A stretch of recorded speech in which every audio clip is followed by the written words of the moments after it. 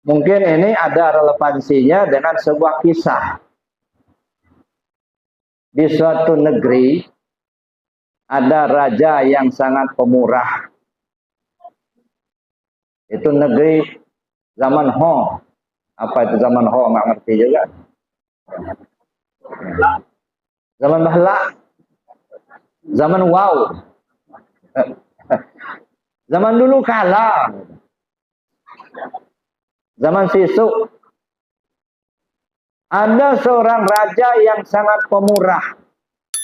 Lalu dia umumkan, wahai rakyatku, mulai hari ini silakan kalian datang ke istana, aku akan kabulkan apapun permintaan kalian. Masya Allah, berdoyon-doyon orang datang ke istana. Ada yang minta duit, dikasih. Ada yang minta perhiasan, dikasih. Ada lagi yang minta bikinin rumah, dikasih. Ada yang minta jabatan, dikasih. Semua dikasih. Pokoknya apa permintaan umatnya, rakyatnya dikasih. Dah kebagian semua, datanglah nenek-nenek janda. Ini nenek-nenek, tapi janda.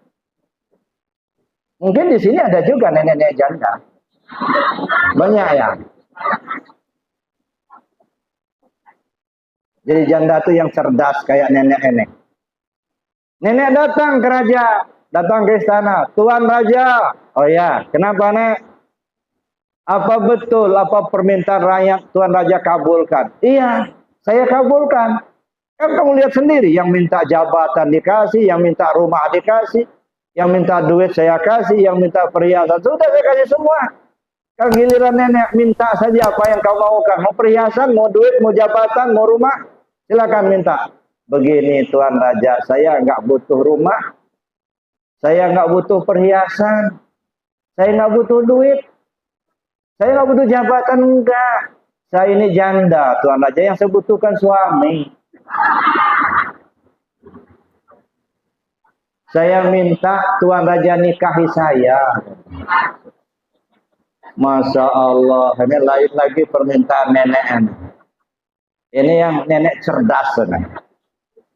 Dia nggak minta duit, enggak. Dia nggak minta rumah, enggak. Nggak minta jabatan, enggak. Yang dia minta rajanya nikahi dia. La ilaha illallah.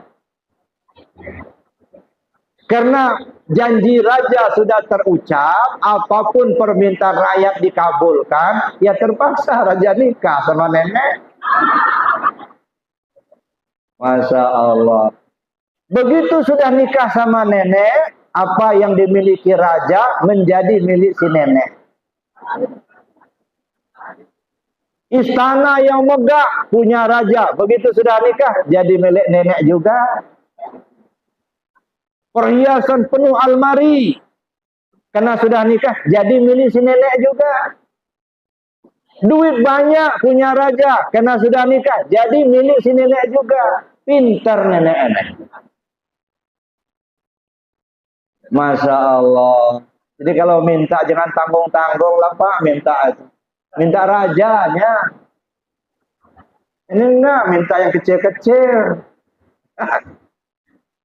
Makanya di dalam tarekat kita amalkan ilahi anta maksudi. Ya Allah, yang kau yang kutuju. Aku enggak nuju-nuju yang lain, enggak. Aku zikir bukan untuk cari pahala, bukan. Aku ibadah bukan untuk cari surga, bukan. Aku ingin engkau ya Allah. Ilahi anta maksudi. Yang kita maukan Allahnya gitu. Kenapa? Kalau sudah dapat Allahnya, yang lain pasti dapat, Pak. Ini enggak minta surga, tapi Allah yang punya surga enggak kenal. Khawatir diusir sama malaikat nanti. Apa urusan kamu katanya? Nah, jadi itu Bapak Ibu yang saya hormati. Kita kembali ke Allah dulu.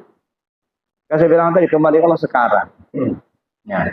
Jadi bagaimana Rasul mempraktekkan, memperagakan itu kita contoh. Tapi kita bisa mencontohnya kalau kita paham. Ya. Makanya perlu kita mengenal Allah dulu supaya kita bisa kembali ke Allah. Ibu-ibu sudah beriman belum sama Allah? Sudah. Alhamdulillah. Sudah kenal.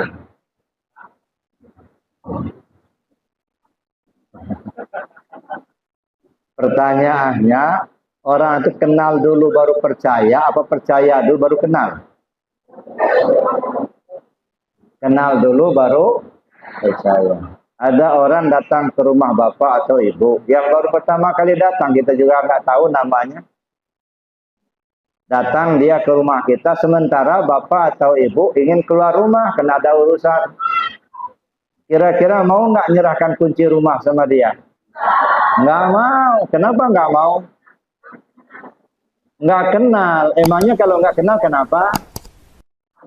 Nggak percaya kan? Kalau gitu percaya dulu baru kenal, apa kenal dulu baru percaya? Kenal dulu baru percaya. Ibu sudah kenal sama Allah? Nah, udah percaya sama Allah, udah kenal sama Allah, udah. Alhamdulillah. Sekarang saya tanya, apanya Allah yang Bapak kenali? Sudah, pastilah Bapak Ibu sudah kenal kok sama Allah. Kalau nggak kenal Allah, nggak datang ke masjid, enggak. Sudah kenal, makanya kita percaya. Cuman mungkin belum lengkap, gitu aja. Belum sempurna. Yang kita kenal baru nama. Siapa nama Tuhanmu? Allah, nama. Itu ya. Siapa yang bernama Allah itu? Nah, ini yang belum tahu kita cari. Mencari Allah itu nggak susah-susah, Pak. Nggak usah jauh-jauh, nggak usah keliling dunia cari Tuhan. Carilah sama diri sendiri, pasti ketemu. Cuman kita ini banyak mencari Tuhan seperti orang mencari kacamata yang sedang dipakai. Kacamata lagi dipakai, keliling, gimana kacamata saya tadi katanya. Artinya seperti itu, Pak. Ya, mencari kacamata yang sedang dipakai. Allah itu nggak akan jauh dari kita. Bapak Ibu datang ke sini, tadi jalan kaki Pak, merangkak, jalan kaki, gitu ya. Kenapa bisa jalan? Karena punya kaki. Ada tetangga saya punya kaki nggak bisa jalan, lumpuh. Karena ada kekuatan. Ada kekuatan, maka bisa kita jalan. Yang ngasih kekuatan siapa? Allah. Berarti kita berjalan dengan kekuatan dari Allah. Kita mau datang ke sini karena ada keinginan. Keinginan itu iradat Allah. Kita datang ke sini karena mata kita melihat. Melihat itu basar Allah. Kita datang ke sini kita mendengar. Mendengar itu samanya Allah. Nah, kira-kira Bapak Ibu datang ke masjid ini bersama Allah atau enggak? Bersama Allah. Kalau enggak bersama Allah, enggak datang. Kalau begitu Allah itu dekat loh dengan kita. Ya. Kita cek, benar enggak Allah itu dekat sama kita? Ya. Tubuh kita ini sebenarnya bisa hidup karena ada ruh, ya kan? Kalau nggak ada ruh bisa hidup nggak tubuhnya? Nggak bisa hidup. Makanya tubuh ini dihargai orang kalau ruhnya masih ada. Kalau ruhnya sudah nggak ada lagi, nggak dihargai orang lagi, Pak. Lebih cepat dikubur lebih bagus. Jadi yang dihargai itu kalau masih ada ruhnya. Saya ambil contoh. Ini Pak siapa nama Pak? Pak Maimun. Nah, Pak Maimun. Ini contoh aja, Mak. Ini Pak contoh. Umpama Pak Maimun ini masih bujang. Umpama ada 2 orang gadis. Yang satu gadis ini tinggi semampai. Kulitnya putih bagai kapas. Alisnya bagai semut beririm. betisnya kayak pauh di layang. Masya Allah, rambut sebahu, tapi nggak ada ruhnya.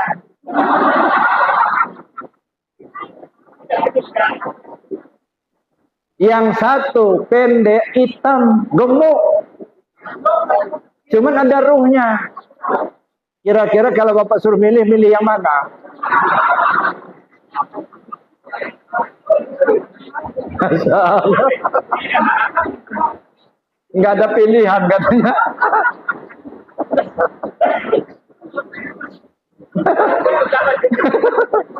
Yang satu memang cantik dia. Putih kulitnya, rambut sebahu, tinggi semampai, alis bak semut beriring, betis bak pauh di layang. Cuman nggak ada ruhnya. Itu masalahnya. Nah yang satu lagi pendek, hitam, gemuk, kayak derung bekaki. Disuruh milih yang mana? Mana Pak? Milih mana Pak? Yang ada ruhnya, bisa disuruh-suruh. Nah itu artinya apa? Ruhnya yang berharga itu. Jadi Bapak Ibu datang ke sini, tubuhnya datang, berikut ruhnya, ya kan? Yang menghidupkan tubuh ini roh. Yang menghidupkan roh itu siapa? Berarti bersama Allah enggak? Iya bersama Allah. Maka disebut innallaha ma'ana. Allah bersama kita. Jangan dipahami Allah itu duduk di kursi di langit yang ketujuh. Jam 2 malam baru turun ke bumi. Masya Allah, kapan dia ngurusin bumi? Wa fi anfusikum afala tubsirun. Dalam dirimu kenapa kau enggak lihat toh? Nahnu aqrabu min hablil warid. Kami lebih hampir dari urat nadimu. Udah jelas. Ya. Wa huwa ma'akum aina ma kuntum. Allah bersamamu dimanapun kau berada.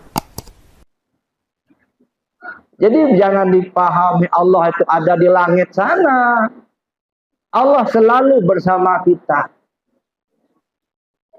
Bahkan tubuh ini tidak berkuasa secara hakiki. Kalau menurut kita, ini kan tubuh ini kan kuasa nih. Bisa jalan, bisa melihat, bisa mendengar. Kaki itu bisa jalan nggak Pak? Bu, kaki bisa jalan nggak? Bisa. Mayat ada kakinya nggak? Kaki mayat bisa jalan nggak? Berarti bukan kaki yang jalan. Ya kan? Kalau kaki yang jalan, mestinya mayat masih bisa jalan. Kakinya nggak copot. Nah. Cuman repot pula, udah mayat kata orang, tapi bisa jalan-jalan gitu. Kata kita, mata kita melihat. Kata kita. Tapi begitu kita lihat mayat, ada mata mayat. Tapi mata mayat sudah tak melihat lagi. Menunjukkan bukan mata yang melihat. Yang melihat itu siapa? Ruh kita. Ya. Makanya di dalam kajian hakikat, ya deh. Tapi ini bahasa Padang. Ya. Adapun kita belajar tarekat, mana tarekat jalan kepada Allah. Manunan menjadi jalan kepada Allah, yaitu dua perkara. Pertama, tubuh nan lain, artinya tubuh nan kasar. Yang kedua, tubuh nan batin, artinya tubuh nan alui. Sebelum kita berguru, guru alun majakan kepada kita, tabana dek kita, tubuh kasalah nan idoi. Tabana dek kita, tubuh kasalah nan tahu. Tubuh kasalah nan kuaso, tubuh kasalah nan makanda. Tubuh kasalah nan mali, tubuh kasalah nan mandana. Tubuh kasalah nan bakato-kato. Sesudah awak berguru, gurulah majakan kepada kita, idui tubuh nang kasa, dek idui tubuh nang alui. Tahu tubuh nang kasa, dek tahu tubuh nang alui. Berkuasa tubuh nang kasa, dek berkuasa tubuh nang alui. Berkehendak tubuh nang kasa, dek berkehendak tubuh nang alui. Mendanga tubuh nang kasa, dek mendanga tubuh nang alui. Maliek tubunan kasa dek maliek tubunan nalui. Bakato-kato tubunan kasa dek bakato-kato tubunan nalui. Tubunan kasa tu diliputi dek tubunan nalui. Ndak basisi ndak bainggo. Ini kajian tauhid Bapak Ibu. Jadi kalau kita perhatikan ya, sebelum kita belajar ya tubuh kasar inilah yang hidup. Ya. Makanya tadi sesudah kita berguru, guru alumajakan kepada belum belajar kita. Belum tahu kita. Ternyata setelah kita belajar, kasar yang ini hidup karena yang halus. Yang kasar ini berkuasa karena yang halus. Tubuh yang kasar itu diliputi dek tubuh nanalui. Ndak basisi, ndak bainggo. Ndak di luar, ndak di dalam, ndak di kiri, ndak di kanan, ndak di atas, ndak di bawah. Meliputi muhitul lil alamin. Tubuh haluilah nan hidui, tubuh haluilah nan tahu, tubuh haluilah berkuasa, tubuh haluilah berkandak, tubuh haluilah nan melihat, tubuh haluilah mandangak, tubuh haluilah berkato-kato. Mampi-ampikan paham ibarat burung dalam sangka, bagarak burung bagarak sangka, tanang burung tanang sangka. Cobalah perhatikan, ada burung dalam sangkar, loncat sana sini si burung, sangkarnya bergerak-gerak juga. Sebenarnya bergerak bukan sangkarnya, burungnya loncat-loncat. Cuman di kita ini karena kita ketidakpahaman kita, tubuh kasar inilah yang berkuasa begitu. Padahal enggak, Pak. Ini hanya cangkangnya saja. Jangan tertipu Bapak Ibu. Ya dan tubuh kasar ini baju pakaian dunia. Nanti kalau pulang ke akhirat dilepas bajunya. Dilepas bajunya berat dibawa ke akhirat, Pak. Biarlah orang lain saja yang membawanya. Sesudah kita lepas dimasukkan ke gudang, kubur namanya. Jadi yang dikubur itu baju, Pak. Yang punya baju entah sudah kemana dia. Cuman di kita ini kadang-kadang lebih memperhatikan baju ketimbang si pemakai baju. Makanya Luqman Al-Hakim pernah bilang sama anaknya, "Nak, hati-hati kamu jalani hidup," katanya. Kenapa ya? Dirimu itu terbagi 3 bagian. Satu bagian yang akan kau persembahkan kepada Tuhanmu, itulah ruhmu. Satu bagian lagi akan kau persembahkan sama belatung, itulah jasadmu. Satu bagian lagi untuk dirimu, itulah amalanmu. Cuman manusia ini banyak lebih mempersiapkan diri yang akan dipersembahkan sama belatung ketimbang yang akan dipersembahkan sama Allah. Yang akan dipersembahkan sama belatung diurus bagus-bagus. Makanan enak dibeli, mobil mewah dibeli, rumah bagus dibikin. Untuk siapa? Untuk ini. Yang akan dipersembahkan sama belatung. Tapi yang akan dipersembahkan sama Allah itu ditelantarkan. Nggak dikasih makan. Makanya kata Allah, "Ara'aital ladzi yukadzibu biddin fadzalikal ladzi yad'ul yatim." Tahukah kalian siapa pendusta agama itu? Yaitu mereka yang menelantarkan si yatim. Yatim mana? Kalau bahasa kita, nah yatim itu nggak punya bapak, ya kan? Kalau nggak punya ibu, dia tuh nggak punya bapak, nggak punya ibu. Dalam Al-Quran cuma disebut yatim saja. Dan tidak boleh ditambah. Jangan pula baca Al-Quran pulang dari masjid nanti baca Quran. Fadzalikal ladzi yad'ul yatim piatu. Jangan, Pak. Kenapa? Dalam bahasa Arab yang namanya yatim itu nggak punya orang tua. Nggak punya bapak yatim, nggak punya ibu yatim, nggak punya bapak ibu yatim. Pokoknya nggak punya orang tua yatim. Al-Quran itu untuk siapa? Untuk petunjuk bagi manusia. Hudal linnas. Al-Quran itu diturunkan untuk petunjuk manusia. Syahrul Ramadan alladzi unzila fihil Quran hudan linnas, petunjuk bagi manusia. Nah, kita ini manusia, berarti petunjuk buat kita Al-Quran itu. Nah, kita manusia ini ada jasmani, ada jasmani ini tidak bakal hadir ke dunia ini kalau tidak hubungan ayah dan ibu kita. Maka jasmani ini punya bapak, punya emak ini. Ini kausalitas. Hubungan ayah ibu kita, maka lahirlah si jasmani ini. Tapi kalau ruh kita tidak melalui proses ayah ibu, belum lahir ibu ayah kita, ruh kita sudah hadap. Cuman ibaratnya rumah belum jadi, makanya belum turun. Bikin rumah dulu, baru turun. Ruh itu Allah langsung, fanafakhtu fihi min ruhi. Aku tiupkan ruhku, kata Allah. Nggak melalui proses ayah ibu. Karena dia tidak melalui proses ayah ibu, maka dia nggak punya ayah ibu, si ruh tadi. Karena dia nggak punya ayah ibu, yatim namanya. Makanya kata Allah, tahukah kalian siapa pendosa agama? Yaitu menelantarkan si yatim. Yatim mana? Yatim ruh kita. Nggak dikasih makan ruh kita itu. Makanan ruh apa? Zikir, itu makanan ruh. Sholat, makanan ruh. Ibadah, makanan ruh. Jadi kalau dia nggak ibadah, nggak zikir, itu sama dengan pendusta agama. Ngaku beragama Islam, tapi nggak beribadah. Itu namanya pendusta agama. Itu yang disebut dengan menelantarkan si yatim. Ada nggak orang pendusta agama sekarang nenek? Ngaku Islam. Kalau Islam pasti selamat, Pak. Coba lo perhatikan. Ada yang maling, Pak. Tangkap polisi. Diproses. Siapa nama? Itu.